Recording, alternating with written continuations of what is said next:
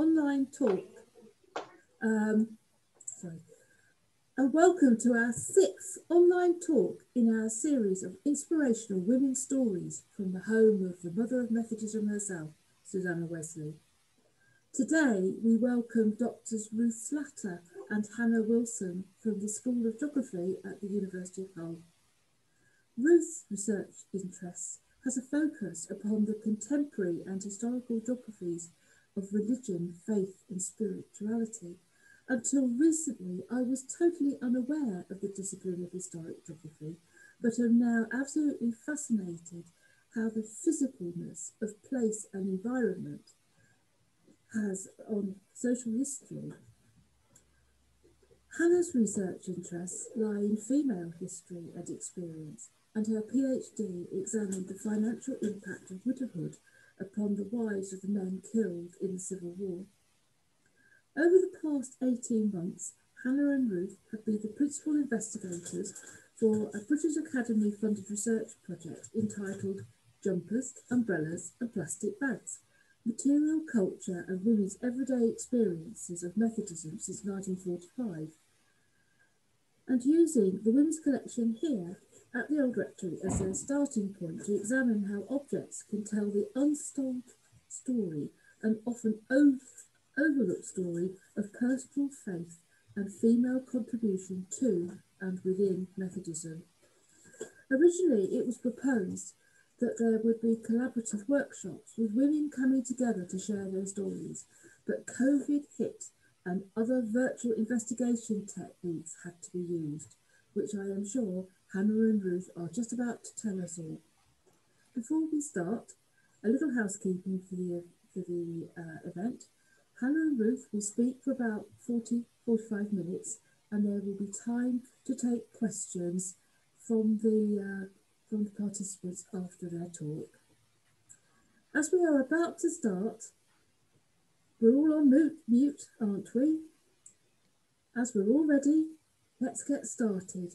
Over to you, Ruth and Hannah. Thank you very much, Jill. Thank you so much for such a kind introduction. And thank you to all of you for coming along this afternoon. It's really lovely to see you. So as Jill has said, I'm Ruth. I am a lecturer in human geography at the University of Hull, and I describe myself as a cultural and historical geographer, which, as Jill has said, is a kind of a field of research which might be new to some of you, but really what I'm interested in is people's experiences of faith spaces. And that might be a kind of officially designated faith space or a space that becomes kind of important and gains spiritual meaning because of the way in which it is used. And Hannah also works at the University of Hull in various different capacities. And yeah, her background is more in kind of gender history and women's history. And so we've come together on this project, which I will go on to describe a little bit in a minute. And we started this project about 18 months ago, and the title of it, which Jill just mentioned, Jumpers, Umbrellas and Plastic Bags, Material Culture and Women's Everyday Experiences of Methodism in England from 1945, has raised a few eyebrows or caused a few concerns with some of our participants in some of the research that we have been conducting. And so I thought it would just be really helpful for us to kind of start by saying a little bit about why we called it that and what the kind of aims of the project were really about. And really Hannah and I are responding to two omissions that we have seen within the existing kind of academic literature or discussions about Methodist history, and the kind of problems that we think that this has kind of resulted in terms of the ways in which women's stories within the Methodist Church have been told. So firstly, we're responding to the way in which the Methodist Church, like many nonconformist Christian denominations, has really been identified as a non-material denomination. So a kind of a way of practicing Christianity where material things are unimportant. And then also the way in which women's stories, particularly the stories of ordinary sort of just members of congregations, have been largely overlooked within the way in which Methodist histories have been told in general. And this is to a large extent because those stories have not been captured particularly well within the archival written sources that we have available to us. So Hannah and I acknowledge that material things are not fundamental to Methodist theology and spiritual practice, but working in collaboration with the wonderful collection of material things at Epworth Old Rectory, and as you can see here, various material things from other heritage sites, other Methodist heritage sites. And on the far left, this is a photograph of the inside of Poplar Wesleyan Chapel in London that was built in 1848. The picture was from the 1920s. But there is, you know, when we look through the archives of Methodist churches, and I'm sure those of you who attend a Methodist church can think about, you know, the buildings and the spaces that you are in now, there are so many material things in these places. So material culture may not be kind of theologically necessary, but it does play a really important role in the way in which Methodism is practiced and therefore kind of experienced by a lot of people. And so what this project is really doing is it's taking those objects that may be quite mundane, that may seem quite everyday and therefore not very important. So things like jumpers, umbrellas, plastic bags, collection boxes, pieces of ceramics, things like flower decorations. And it's focusing in on those things and saying these things are really important. And actually, more importantly than the material culture being important, they tell us these fantastic stories about the everyday lives of the people who were using these spaces, meeting in these spaces, particularly those of women that we find it more difficult to access from more sort of traditional written archives. So we don't have a huge amount of time this afternoon to talk in loads and loads of depth about this project, where it came from, what we're doing with it. But in March, Hannah and I gave a talk at the University of Hull, which is now freely accessible for anybody to go and access. And at the end of the talk, I will put this link that's on the screen here in the chat so that you can copy and paste it and watch that at a later date. Because this afternoon, what we're going to focus on is one particular theme that has begun to emerge out of our research, which is the relationships between material culture and Methodist women's faithful female friendships over the past 75 years. And the ideas and the examples that we are going to share have been drawn from material in Epworth's archive. So for those of you who aren't aware, Epworth Old Rectory, one of Methodism's for heritage sites, has an amazing collection of material culture and all sorts of different archival pieces that have been gathered and collected directly from Methodist women, related to Methodism really from 1945 onwards. And we have, Hannah really, largely rather than me, but Hannah has spent a lot of time in that archive going through it and the really rich resources that we've been able to pull from that archive. And then we've pulled that together with some insights from Magnet magazine, which is a magazine which was initially created by and for Methodist women in the mid-1980s onwards, still being published today. And then a series of interviews that Hannah with myself, but largely Hannah, did with Methodist women across the UK last year. And as Jill had said, we had initially hoped that those interviews would be more sort of like workshops that we would do with Methodist women in their communities, in their community spaces, taking some of the objects from Epworth Old Rectory and kind of encouraging discussions around the objects. But that obviously wasn't possible because of COVID, but we were able to conduct 20 interviews one-to-one with Methodist women from across the UK. And we also invited each of those women to tell us about a material thing or a material object that helped them to talk about their journey of faith. And we were so privileged to speak to those women and got some amazing insights from those conversations that we had. So before we begin to discuss this material, we thought it'd be useful to provide some kind of contextual information about the history of women within the British Methodist Church, which will kind of help to explain some of the names of the organisations which are going to appear throughout the rest of this paper.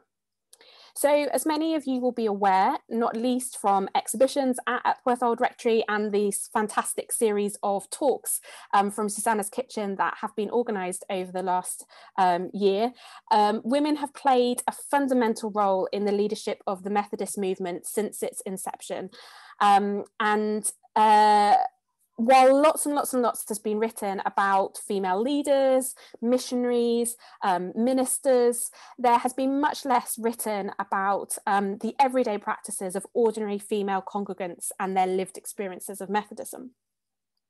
So while many Methodist women have not or do not explicitly engage with the various organisations that have been and continue to be run by British Methodist women, largely, although not exclusively for British Methodist women, Hannah and I have found these organisations to provide us with a useful starting point for exploring the everyday practices of Methodist women in Britain since 1945. So on this slide, we have included a kind of brief overview of these organisations' history.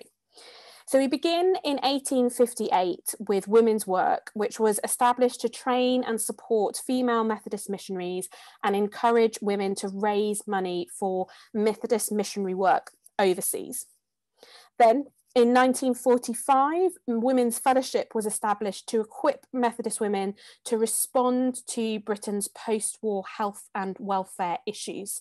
So while Women's Work was really kind of thinking about overseas work, Women's Fellowship was more focused on things in the local or the national community.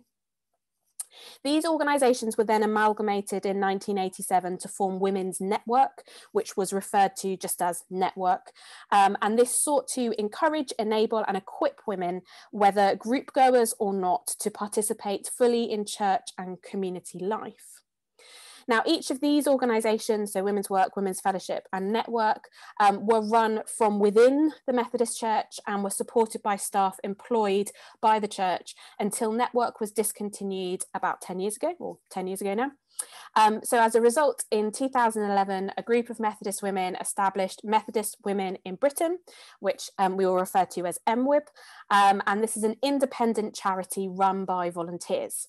And MWIB aims to bring Methodist women together, encourage, resource and train them to fully contribute to church life and society, and connect Methodist women in Britain with overseas partnerships in order to raise awareness of and help challenge social injustice. So as I said, these various organisations will appear throughout the talk, and we will kind of think about them and use them as examples as we think about the relationship between the material culture of Methodism and one element of women's everyday experiences of the denomination, their faithful female friendships. So Hannah and I have developed this term, faithful female friendships, in reference to various arguments about friendship, gender and religion in the existing sociological, geographical, historical and theological research. For us, it refers to a range of different relationships which can be collectively referred to as friendships that can be placed on an emotional scale from acquaintance to your best friend, that function on a range of geographical scales, so from the local to the international, but are all specifically formed between women on the basis of their shared Methodist faith. So their spiritual beliefs and collective experiences of social and spiritual practices associated with Methodism. And in the rest of this talk, we will discuss how this range of relationships enacted on different scales, but all explicitly grounded in a shared faith, have been developed, consolidated and deepened by material practices in three key ways. So firstly, Hannah's going to discuss how purpose-built Methodist spaces have contributed to and hindered the construction and development of British Methodist women's local faithful female friendships. Then I'm going to reflect on how material things, particularly the process of making material things, has contributed to British Methodist women's local and national female friendships. And then we're going to finish off by considering how the exchange of material things, so the gifting, the selling, the buying of material things, has been established within and contributed to international faithful female friendships. So Hannah. Great, thank you, Ruth. Okay, so on this slide, we've got some images from the Oxford Brookes online database of some lovely Methodist churches. You might recognise them, but I'll just let you know what we've got. Chessington Methodist Church, Green Lane Methodist Church, Bridlington Methodist Church in Yorkshire near us, and Patley Bridge Methodist Church also in Yorkshire. And this slide is to kind of give you an idea of, I guess, what we would think of like typical or purpose-built Methodist spaces, such as churches or chapel buildings. And the way in which they have provided and continue to provide important spaces for the establishment and development of Methodist women's local faithful female friendships. So these, we're talking about physical locations that may have different sizes and have different designs, contain different sorts of material things. But these are really important spaces for the construction of faithful female friendships on a Sunday, during a Sunday service, but then also during the week, during a range of different activities. And this is an idea that we explored during our interviews and in our archival research. So I'll start off with this lovely example. So this was from an interview that I had with a participant who wished to remain anonymous, and she told me this lovely story. So I'll read it out in her own words. The relationship with this particular lady was only a Sunday morning thing. I didn't see her any other time of the week. We both used to sometimes end up catching the bus to the church, and so we'd start chatting. And I think that may have been how I first met her. And so I sort of walked into church with her each week, sat down in the pew with her. And then this participant goes on, she went on to tell me about how at that point she was quite young, and this lady that she befriended was quite elderly, and she had poor eyesight, and that was kind of, before sort of modern technology, sort of helpful software for people with visual issues. So she, this participant, would help her friends find the Bible passages, find the hymns, and kind of guide her through the service. And actually, she reflected that was quite an interesting activity, because then she herself, as she got older, developed kind of issues with her eyes. And so in this case, it was kind of the specific spatial location of that pew, as well as the journey that she undertook every week to church on the bus, that was the context for the establishment of that friendship. And as you can see in this quote, she was very clear this was a friendship that took place on the bus and in the pew. It wasn't necessarily a friendship that sort of spilled out over the rest of the week. And that friendship then was strengthened in response to the specific pattern of the Methodist service held within the building and the material technologies required to facilitate that practice. So, for example, the older lady's poor sight meant that our participant needed to help her find relevant pages in the hymn books and the Bible. And actually that friendship then ended up, being a very significant one when she sort of reflected, and she, ended up inheriting something from that lady that she then still had in her kitchen. So even though it was a sort of specific spatial friendship that took place on a Sunday, it was something that had significance really in her mind for the whole of her life. So as well as providing spaces for faithful female friendships to develop on a Sunday morning, purpose-built Methodist spaces have also obviously been used to facilitate various weekday, evening group meetings that are also fundamental to the formation of faithful female friendships. So, for example, a range of Methodist spaces, such as chapels, churches, have long provided safe and nurturing environments for young parents and their children. And we've got here on the slide a nice photograph that's in the archives at Epworth of a mother and toddler group. They got some new play equipment, and that's from a church down in Plymouth. So the importance of these groups for young parents and the development of these friendships is illustrated quite nicely by this article from the 1987 issue of Magnet. And the author describes her struggles with loneliness after the birth of her first child and then she says, out of the blue one evening, there came a knock at the door. It was a lady from the local church asking if I would like to go to one of their social evenings.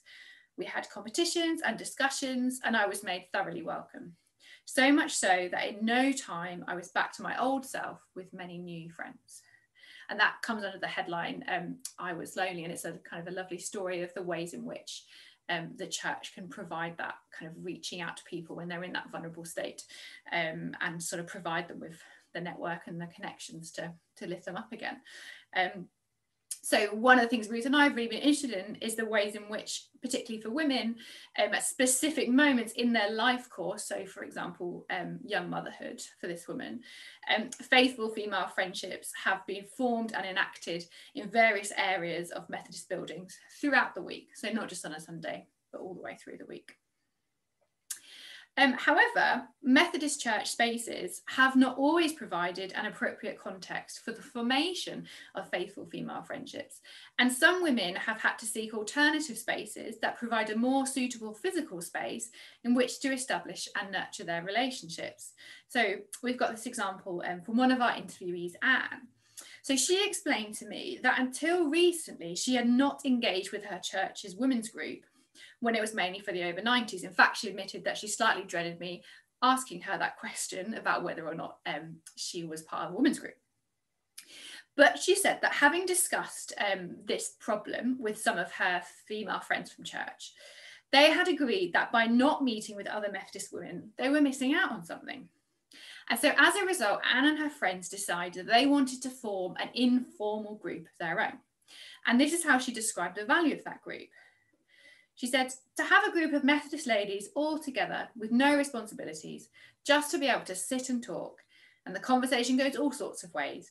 It goes into what we are doing at church, it goes into our faith, it goes into our families, but also we are just there to support one another as Methodists. So clearly Anne and her friends were really aware that this was a space that they needed to create for themselves. And there was tremendous value in that. And I'm sure lots of people here today will probably echo some of the sentiments themselves about the sorts of groups they've been part of. But Anne and her friends had a problem because they had the issue of where they were going to meet. And then she went on to say this: if we met on the church premises, it had to be very formal, and we didn't want this. So, being good Methodists that we are, we rang round all the tea shops and said, are you prepared to open up about 6 o'clock for an hour, one night a week? And none of them were. Not one of them would do it for us. So there's a hotel called the George Hotel. So we decided that we would meet there for coffee, big lounges. And that closed, so we ended up going to the Mill. So she said they had a Facebook group. They were known as, I think, the George Girls, and then they became the Mill Girls when they moved location. So for Anne and her friends, even though their friendships developed because their shared faith resulted in them meeting each other in a purpose-built Methodist space originally, they decided that the church spaces themselves, it was too formal and rigid for the sort of meeting that they wanted to have.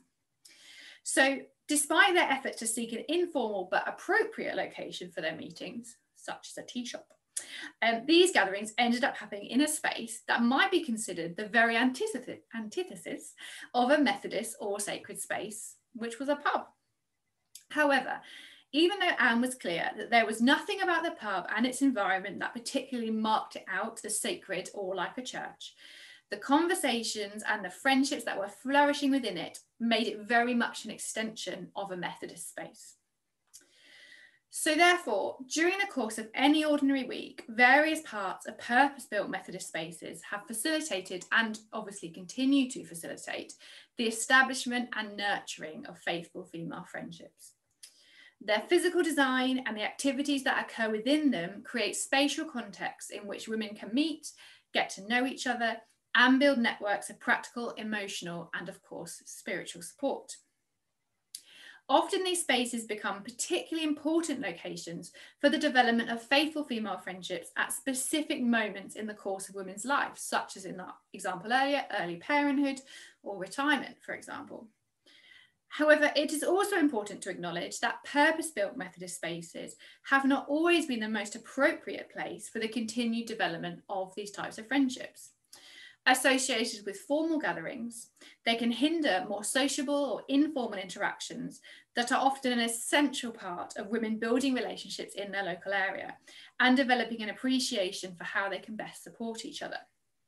And as a result, some women, like Anne and her friends, have sought other spaces for these interactions, some of which challenge established ideas about what constitutes a sacred or even a Methodist space.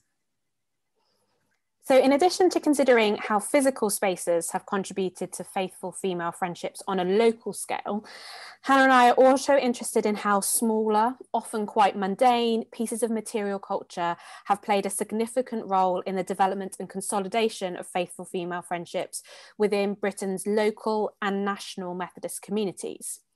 In particular, while working through the material at Epworth, we have found many examples of how women's active involvement in the making, crafting, or construction of material things has contributed to faithful female friendships in two key ways. Either by individual women making material things for specific women within their local and national Methodist communities, or by groups of women working collectively with other members of their local or national Methodist communities to make these material things. So many examples of individual women making things for members of their local or national Methodist communities date from that period of network, so from the mid-1980s through to about 10 years ago. In a series of written memories donated to Epworth Old Rectory's archive, Patricia described how she made a pattern from magnets to make an A5 cross-stitch N for her women's group when it first began to be referred to as network in the mid-1980s. So N was the symbol for network at the time. Now, apparently dating from slightly later, so you'll see that the cross stitch itself is dated from 1996 and the pattern also comes from an edition of Magnet from 1996. So there's a little bit of confusion here about the dates, but we think this is all the same thing. Patricia also donated a handmade cross stitch network logo to Epworth, and we've found the corresponding pattern in Magnet. Collectively, Patricia's written memory, this pattern and the material thing itself demonstrate the time, money and skill that Patricia invested in this making process. While the pattern is not complex, nor the scale of the piece insurmountably large, Patricia recorded that it took her several days to make and was therefore a considerable act of devotion that required skill and material investment. Describing the production of this item as an act of generosity, that was her word, towards her network group, Patricia clearly hoped that this object would not only mark the group's new name, but also serve as a personal demonstration of her devotion to this community and their new shared identity. As such, the process of making it was a material expression of the extent to which she valued this community as a source of faithful female friendship and wished to continue to contribute to the community and its individual members. However, making as an act of faithful female friendship was not limited to the context of local Methodist communities in which women had strong bonds of long-term friendship. Indeed, Patricia's efforts were later undermined by the making processes of another woman who was connected to, but not part of her local community. Patricia explained in her written memory that my idea of generosity, so that making the cross-stitched N, was put to shame when our secretary's sister presented us with an A3 size banner a few weeks later. My version has hardly seen the light of day since, but the banner is often used. So distinguishing her A5 cross-stitch from the A3 banner presented a few weeks later, Patricia illustrated how for her, and apparently the rest of her community, both the size and material format of a network logo could have a significant impact on how it was used and the meaning that it gained. So we found many examples of handmade banners in the Epworth archive, and here are a couple of images from Magnet magazine that we found. And while we do not know if any of the examples that are in Epworth's archive are the A3 example presented to Patricia's network group, the banners that we have seen collectively suggest that that A3 banner would have been much bolder and brighter than Patricia's A5 cross stitch. And it's probably for this reason that while the A3 banner was regularly displayed as part of the local network meetings, Patricia's handiwork was rarely used in the way that it was intended.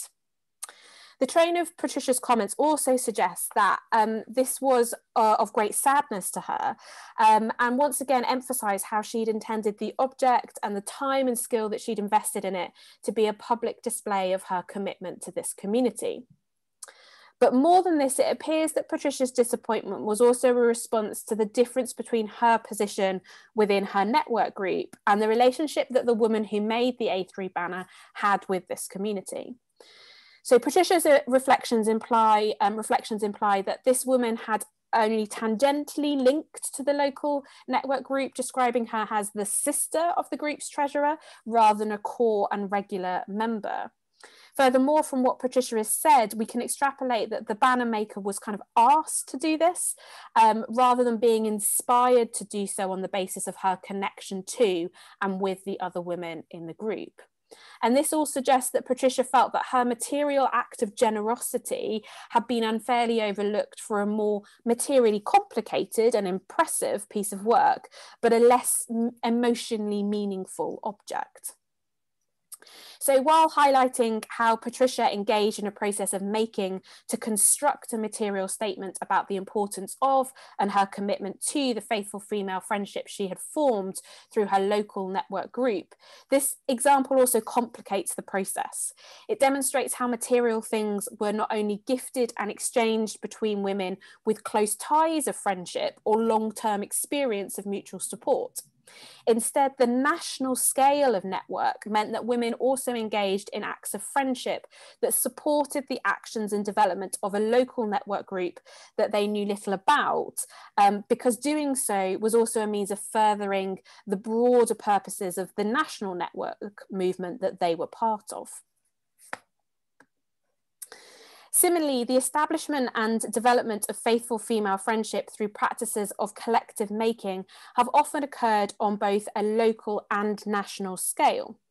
So in 1990, Network initiated the Over the Rainbow project, bringing together Methodist communities from across the UK to stand in solidarity with South Africans oppressed by apartheid. As part of the day of events in London, local groups of Methodist women were asked to work collectively to create banners with specific dimensions that were then joined together to form long ribbons at a visual held in Kensington Garden. And you can see in these photographs how you've got these individual banners that are all the same height, and that then they've been tied together with these little kind of ties that they attach to the end to create ribbons that then sort of wove their way through Kensington Gardens. So in this way, the collective process of making a banner developed and consolidated faithful female friendships among British Methodist women on both a local and a national scale. So firstly, local women worked collectively with other members of their Methodist community to create highly individualised, handcrafted banners that often included the names of individuals who had contributed to the making process. That this process helped develop and cement friendships as they made decisions about what to include on their banners and how to arrange their decorative components. Secondly, during the Over the Rainbow event, Methodist women from different parts of the UK created bonds of friendship with the communities they stood next to as they tied their banners together and created a collective installation in Kensington Gardens. Many of the reflections made by women after the Over the Rainbow event emphasise how the process of connecting banners to form longer ribbons resulted in the consolidation of old and the development of new faithful female friendships. So Lynette Brocklehurst described how the experience of going to London to take part in the event brought together different layers of friendship, those she had already and those that she made during the day. In addition to contributing to local and national faithful female friendships, the process of collective material making involved in the Over the Rainbow Vigil also contributed to the construction of international bonds of faithful female friendship. Explicitly organised to stand in opposition to South African apartheid, many of the banners made by local Methodist groups were explicit statements of these communities' commitment to international cross-cultural friendship. As you can see in these photographs, many of the banners made for the event include images of cross-cultural solidarity, clasped hands or strings of human figures with different skin tones. The process of tying together multiple locally produced statements of solidarity with the people of South Africa was a national statement by Methodist women in Britain that they were collectively critical of apartheid and stood together to campaign for its abolition.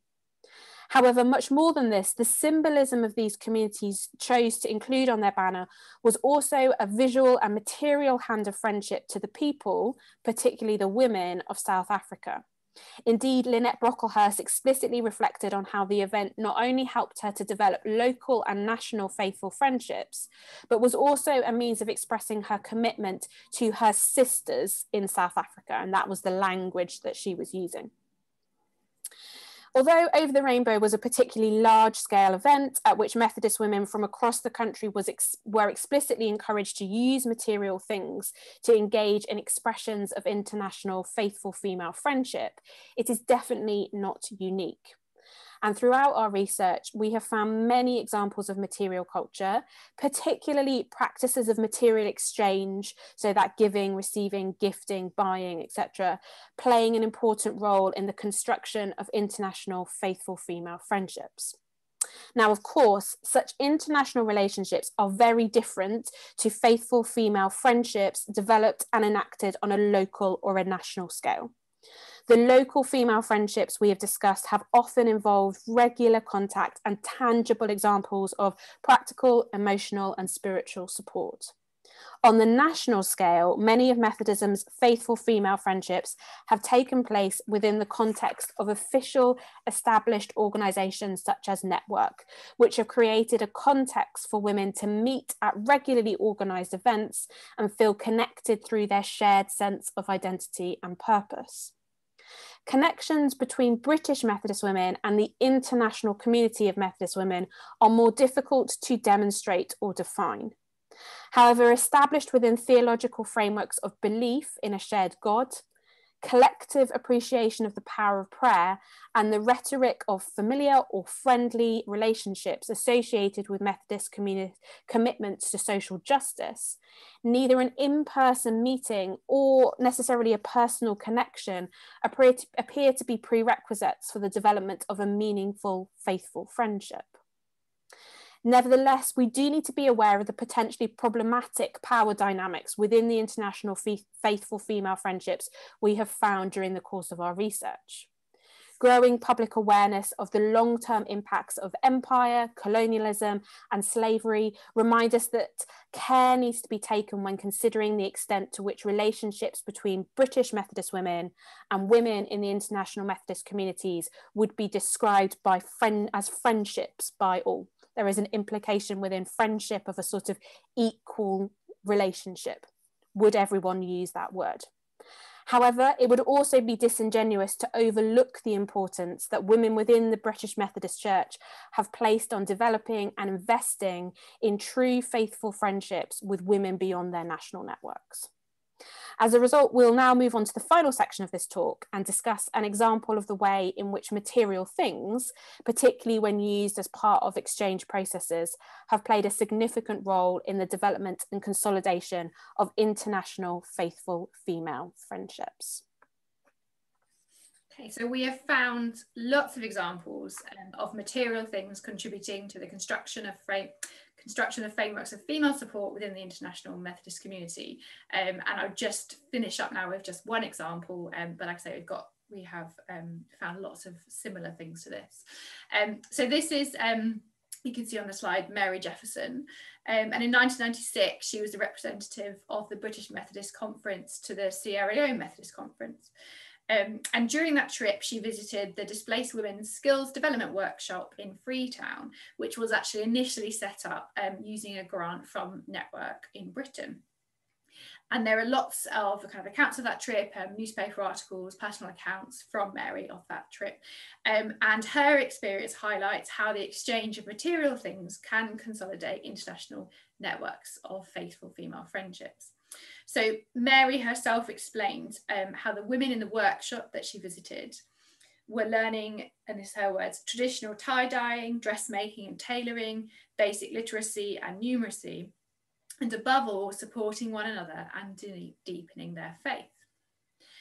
And while she was there, Mary helped with the production of a piece of tie-dyed material. And she describes how once finished, the material was actually gifted to her by the women in the workshop. And you can see on the slide her wearing that gown that was made kind of in collaboration with her at the workshop and then gifted to her afterwards. And then in her account of that experience, she describes her really kind of deep emotional response to that gift and how kind of wonderful and meaningful that was to her to receive that back. And then obviously the object itself then becomes a physical reminder of the women she had met and worked alongside and then continued to support long after her visit.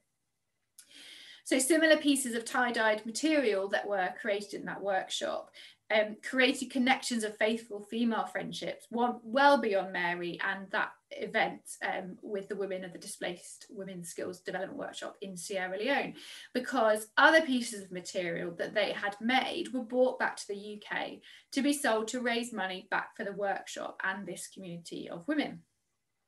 And several of these pieces are now in Epworth's archive.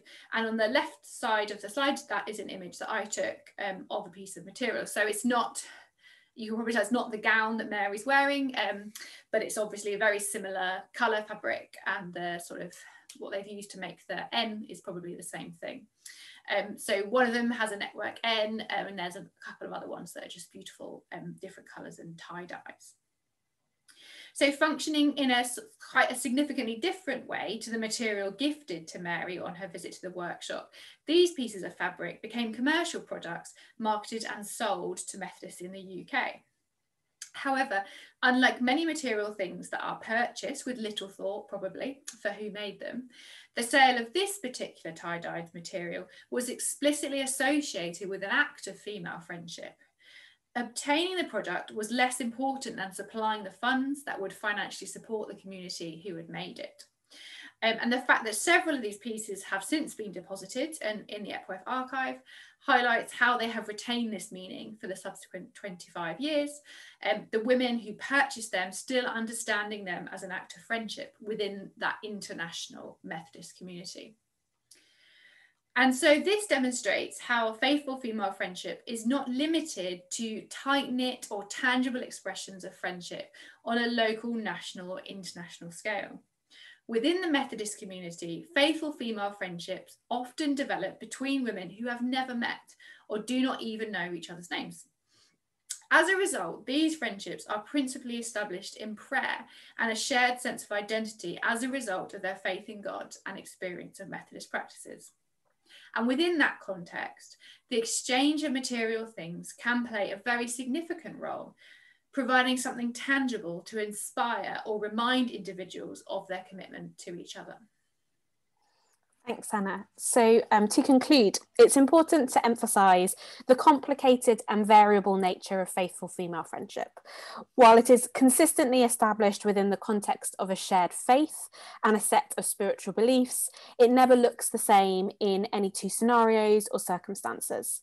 It functions at different scales, so the local, the national, the international, describes the whole spectrum of relationships, from long-term close-knit relationships to more tenuous connections and systems of support, and refers to a range of tangible actions, including spiritual, practical, emotional, and financial support.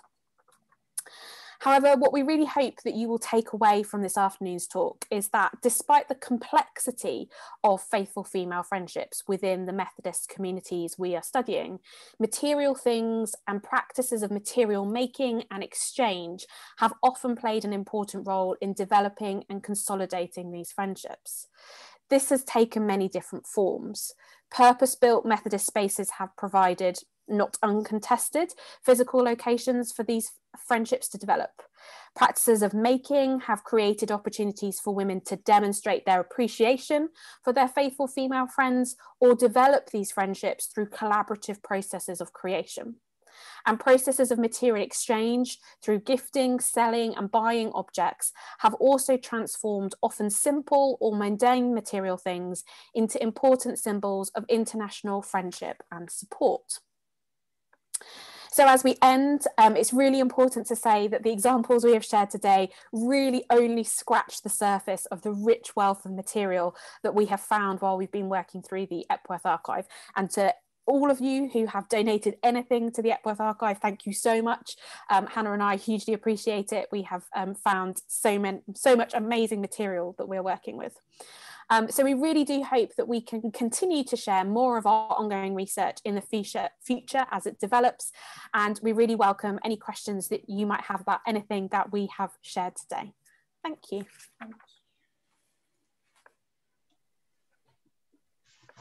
Thank you very much. Thank you, Ruth. Thank you, Hannah. That was great.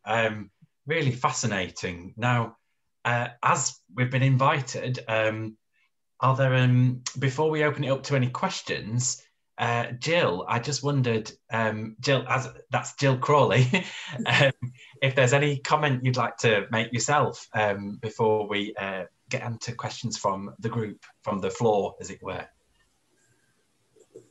Yes. The thought that strikes me is an object is just an object. It's just a thing.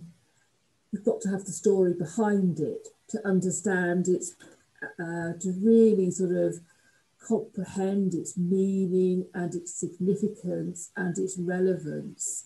And it is, the objects are just things. What I'm trying to do here at the museum is really to coax out those stories from women Methodists and to share them with the audiences who come and visit us, because they're hidden stories, they're closed stories, but there are stories that need to be told and sort of to make people aware of it's not just a male history, there's a female history, and how participatory women have been in the Methodist Church.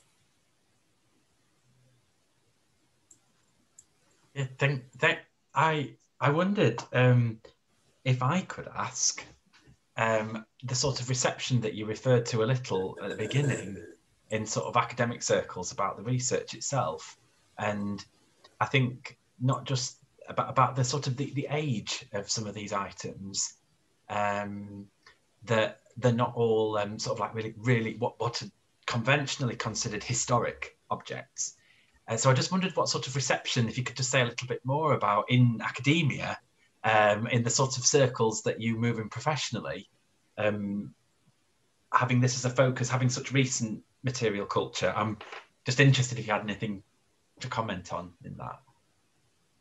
So the reception that I mentioned earlier about sort of concern or eyebrows being raised in terms of the title of the project has largely actually been with participants and Methodist communities, because I think there's been some concern that sort of talking about jumpers, umbrellas and plastic bags is a little bit frivolous, and suggests maybe a little bit of a lack of understanding of the kind of the way in which Methodism's relationship with material culture, and you know that wasn't our intention, and I think moving forward I've learned a lesson there about the importance of language for different audiences, and that actually that title has probably been quite enticing in terms of an academic context, because there is a move within particularly the sort of geographical circles that I'm moving within, and Hannah might want to say more about kind of history in a minute, but the kind of a move towards thinking about everyday objects and everyday issues. And so there isn't a concern, or nobody's been like, oh, that's a strange set of items. I mean, there's quite a lot of I think there's a huge amount of value in Epworth's archive, and that Epworth's archive is unusual to have kept, or to provide a space for the sorts of objects that we're talking about, and that I think people see, like academics see the value of that, because, you know, it would be very difficult actually to get hold of quite a lot of these things in other sort of Hannah was describing it as sort of more top-down, organised archives, where there's a sort of maybe a stricter or a different way of kind of collecting things, whereas the way that Epworth has kind of asked for donations and has had this amazing response from Methodist women has resulted in a really unique set of kind of really, you know, really everyday things that are fantastic, and that Hannah and I have gained a lot from looking at. So I wouldn't necessarily say that we have, or I have found kind of kickback in an academic way. In fact, actually, there's probably been a, wow, that's an amazing archive. That's a really unusual opportunity for you to explore something that, you know, historical geographers have found it much more difficult to do that kind of everyday work because of the way that archives have tended to be collected in the past. But Hannah, how about you? Well, I was just going to add to that, say, I don't know if you heard Jane at the beginning, I'm kind of a historian really by training, and my PhD was actually on women in the 17th century, so my kind of archival background is much like dustier, and you know, very old sort of documents and things, mainly in the National Archives and local record offices. But also as a women's historian, you kind of constantly trying to, you know, to find women's voices, and it, as someone that's sort of started off in the 17th century, it's a constant kind of challenge, because you're presented with these records that are written by women, written by men, about men, stored by men, and there are women in there. You just have to work really hard to kind of pull them out, and then that has resulted, particularly within kind of women's history, social history, a bit of a kind of what we call like a material turn. So looking to these material objects actually is much better sources for the lives of people that have been overlooked in kind of the sort of institutional records that places like the National Archives keep. And so that's kind of spread all through history as a kind of an approach, and a really good way in which to kind of get at these types of sort of ordinary histories, not just women, you know, also people that were maybe working class, children, you know, non kind of British people. This, you know, it's a really kind of useful way to access what you might think of as hidden histories.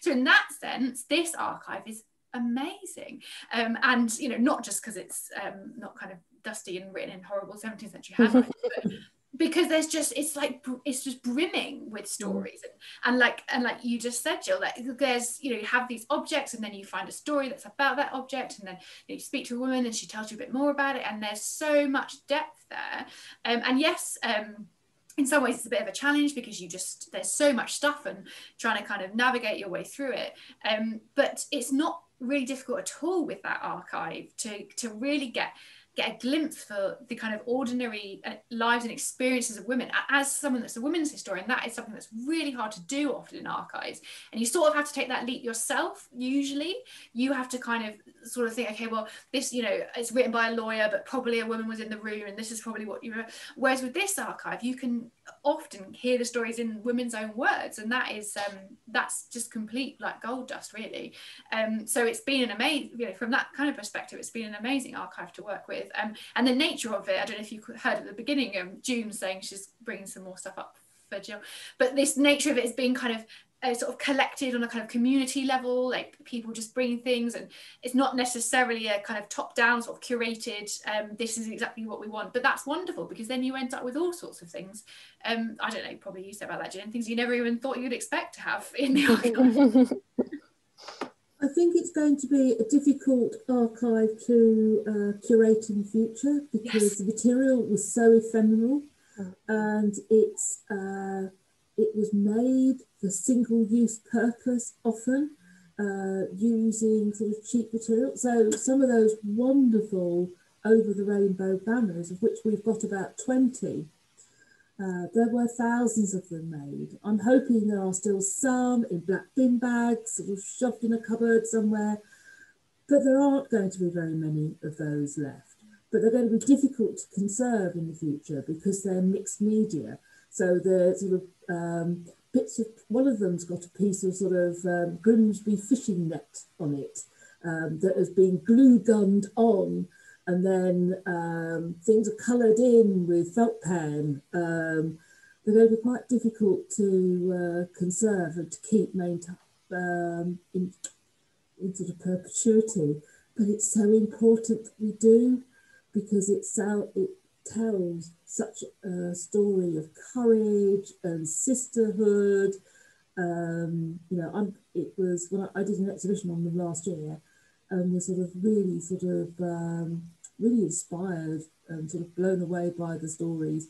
And through the banners, I've met ladies who were at the vigil at Kennington Park. I record that. So it's an archive that grows, and your stories will add to that, and my little notes I've written will get added on to the back of history files. So we're just sort of piecing lots of little bits of jigsaw together. Oh, that absolutely. It's just great to hear all this, and I just got a couple of questions that have come in, but I'm aware we've got very little time. Just to mention one of them, we've talked about how in perhaps academic circles there might be more of a recognition of the value of collections like this. What about within actual Methodist circles, the recognition? We've had a comment about, you mentioned at the beginning, Ruth, Methodism is considered a non-material denomination, but this research actually suggests something quite different. And I wondered, I mean, it's a big question for when we've only got a couple of minutes, but what do you think that says about how the Methodist Church might revisit its theology or its own perspectives on its own perspective on itself, as to what it values? Yeah, I mean, I think the Methodist Church is actually doing a fantastic job in terms of recognising its material heritage. I mean, there are various people, Owen, Sarah, Jill, but there are various people here who've had like a really active hand in that, and Alison Butler, and, you know, I've had conversations with Alison and Sarah, the new heritage officer, even this week about material things that are being transferred from Methodist House into SOAS or aren't, and what might happen to them, and where things might go. And I think Hannah and I found when we did the interviews with our participants that it wasn't really a shift in theology. It's a kind of just a recognition of material things, what material things are to begin with. So often we'd say, bring a material thing with you that has helped you tell your journey of faith, and then someone would turn up and be like, oh, I don't really know, I don't really have a material thing. But then you'd like open up, you'd be like, well, what about a hymn book or your Bible? And then there would just, all these things would kind of roll out in terms of actually material objects that they have in their house, that they've held onto, or, you know, acts of making that they do that have a kind of faith related element to them. And I suppose what we're just trying to do is emphasize the importance of those things, and that those things help to tell stories, and that they can be useful in that process. But I see that Jude has her hand up, so I wonder whether you'd like to ask your question, Jude. It's can you hear me okay? Yes. Yeah, okay. It's not so much a question as just a comment really on that last slide that you made with Mary wearing her batik tie-dyed gown. Mary was a good friend of mine, and I saw her not long before she died a few years ago, And on that occasion, she actually gave to me Wow. the very item. Wow. She said I might like to wear it when I was preaching. Well, to be honest, I didn't. But I've hung on to it as a sort of a memory of Mary, and in sort of token of our friendship. But I think I'm now ready to hand it over to Epworth. So if you would like it, Gillian, it will be coming to you to sort of accompany the photograph of Mary wearing it, if you would like it. That would be wonderful. Yes, please. And also such a wonderful demonstration of further gifting and further friendship there from her to you. Quite nice in the Sarah had sort of deposit notes, didn't she? Originally, you could have a note that went with the gown to sort of just describe that process of gifting. That would be really lovely, wouldn't it? Yeah. Oh, that's just brilliant, isn't it? Live on air. This yeah. You just demonstrated our talk. Thank you. Yeah. As soon as I saw the photo, I thought, oh, that looks familiar. Oh, that's wonderful. What a great, oh, that's so good, isn't it? Well, we are going to have to draw to a close now. So I'm just going to pass over to Jill again, who I think has some final notices for us, and we'll make sort of final thanks before we let you all go. So Jill. There is, I hope everybody can hear me. There is going to be talk number 7, a date for your diary, which is Monday, the 27th of September, when Dr. Jill Barber will be talking to us on the subject of women, preachers and politics. So I expect some fireworks. I've just heard this afternoon that the last Zoom talk Jill gave, she got a standing ovation. So that I think will be an excellent talk. Currently, we are hosting an exhibition here at the Old Rectory, where we are celebrating the first 10 years of female affiliation to MWIB. And it'd be really wonderful if people can come and see it, because we will be, well, with the government's relaxation of COVID restrictions, we hope to be able to open more often than we have been doing, and we welcome all of you to come and visit the Old Rectory. The second exhibition I'm hosting at the moment is a textile exhibition by a group of local embroiderers, and it is their response to Susanna's and the Old Rectory stories. They went quite mad when I told them that Charles Wesley wrote the words to Hark the Herald Angels Sing, and I have a room full of angels, embroidered angels, and they are stunning. And in response to our story, the embroideress gifted us a quilt, a sampler quilt, that reflects the story of Susanna's education of her children, where they all had to learn their alphabet on their 5th birthday.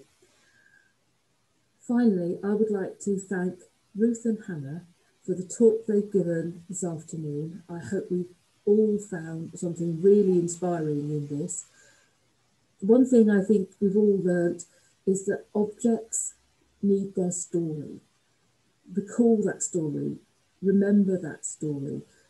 And when objects come to places like Epworth Old Rectory, tell me or the person that you are depositing the object with that story, because that's the story we need to keep alive to tell future generations about the wonderful women of Methodism today. Thank you. Thank you, yeah, and thank you from me too. And just before I close the recording, I understand that our furthest flung participant, Garth, wanted to ask a question. I think we've got just enough time for that. Garth, can you hear us? Are you able to speak? I can hear you. Oh, can great. You hear me? Yes, we can hear you, yeah.